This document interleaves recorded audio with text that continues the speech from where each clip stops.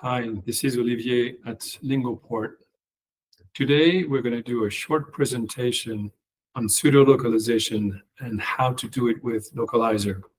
What is a locale? A locale is at the heart of IATN and of internationalization. What it does is it identifies a language and a region. For example, France may be a region, Canada or the United States. French is the language, or English is the language. French in France is different from French in Canada. The same with English in the UK or in Australia or in the United States. So a locale is a way to determine which translation to show in an application as it's running. What is a pseudo-locale? It looks like a locale, meaning if you show an application in a pseudo-locale, it will change the strings to something else, but instead of being a translation, it will be something like a translation, but it will look like English with some special characters. Here's an example. Let's say that vehicle is the English word that you want to translate into different locales. So with regular locales like French in France, it will look like véhicule. However, if you have set up a pseudo-locale with Esperanto, when you switch the application to Esperanto as its locale, it will show a string like this. That string is still legible for an English reader. Vehicle here, you see, it's really easy to read. It has a start character, an end character, some expansion, and some characters that belong to non-ASCII type characters. So you can notice here you have Japanese, you have Korean, you have Cyrillic, and you have Chinese characters here.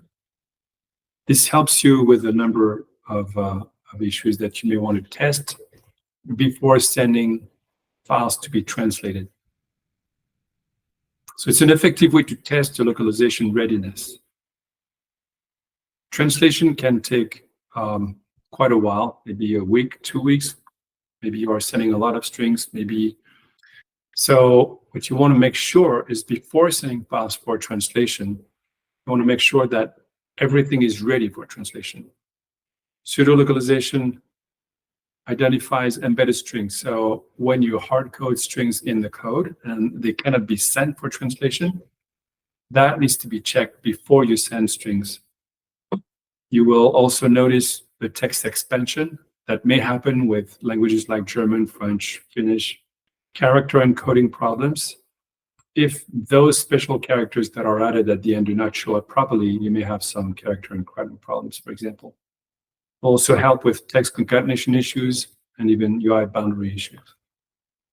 How do we help with Localyzer? How do we help pseudo-localization? Let's go over an example.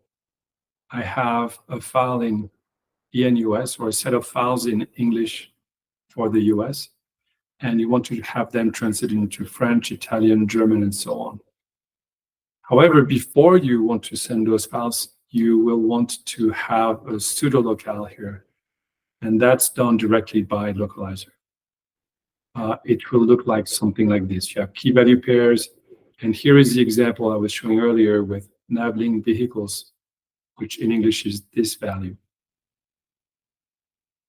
What does that look like when you pseudo-localize it? In Esperanto, if that's the pseudo-locale of choice, it will look like this.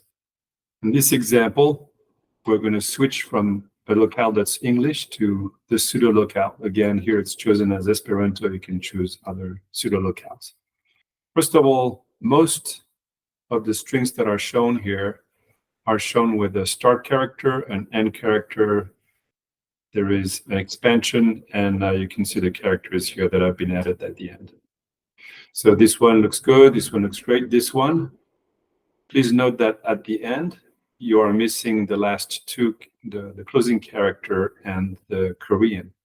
That means that the layout is done in such a way that for certain locales, it may cut off the end of the words.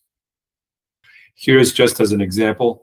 You notice that you have mojibake, you have question marks that are replaced This is an encoding issue.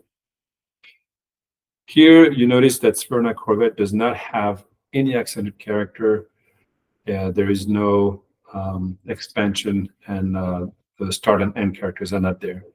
This is typical of a string that is not part of a resource file that can be translated. So it's very likely that would happen when you have embedded strings. On this one here, you notice that the Y-Wing Galactic has a separation from the fighter. It should be really one string. Those are two different strings that have been concatenated. That's a typical error of concatenation that you can see right here. So those are the type of issues that you would find when things are not quite right.